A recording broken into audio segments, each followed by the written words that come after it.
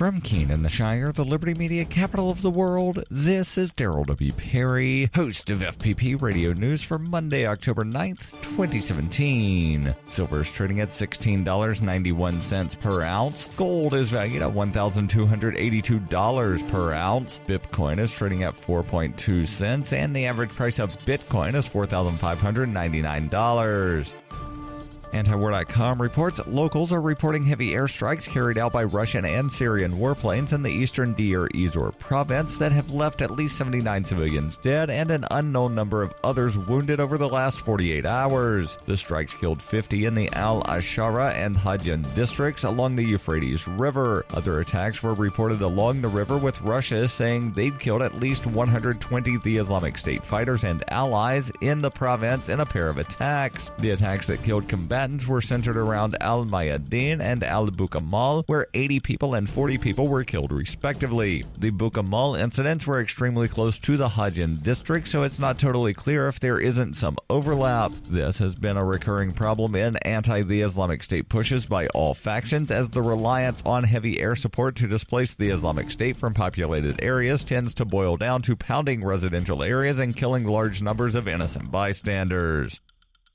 Are you an advocate for free market money? Do you promote Bitcoin as an alternative in a fiat-centric world? Then you need Spendabit in your arsenal, the search engine for things you can buy with Bitcoin. Spendabit aggregates millions of products from thousands of Bitcoin-enabled merchants. Keep your money in the free economy. Visit spendabit.co today. Bitcoin merchants, ask about our merchant suite to reach even more customers. Spendabit.co.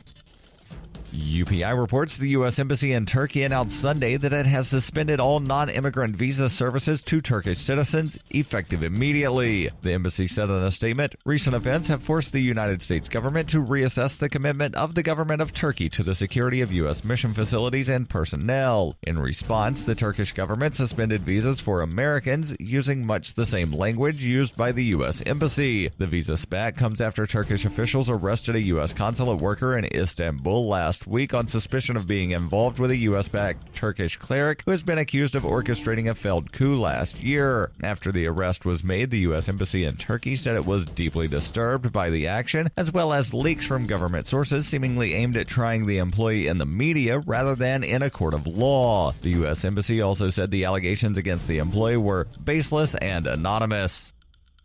For over 40 years, Roberts & Roberts Brokerage has been a trusted source for buying and selling precious metals. Gold, silver, platinum, and palladium. They don't feed the banks. They're Bitcoin preferred and have removed the minimum purchase amount for all orders paid in the digital currency. Call Roberts & Roberts Brokerage today for knowledgeable advice on buying and selling precious metals and a forward-thinking approach to new technologies. 800-874-9760 or visit online at rrbi.co.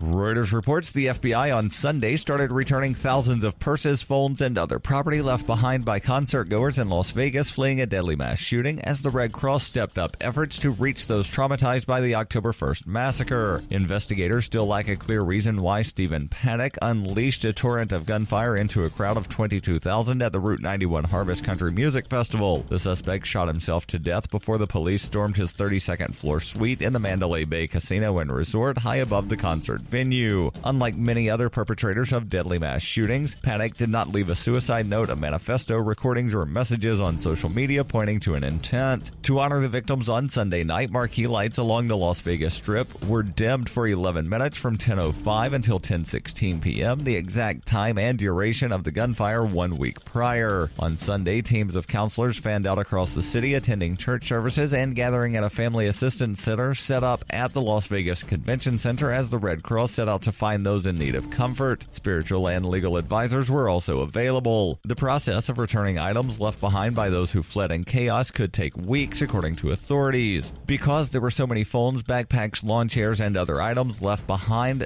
the FBI has divided the huge crime scene into 4 quadrants, releasing items from only one at a time. Before release, the items had to be cleaned of blood and other substances, as well as categorized. Authorities began returning vehicles left at the concert grounds to their owners last week. This has been FPP Radio News, online at fppradio.com.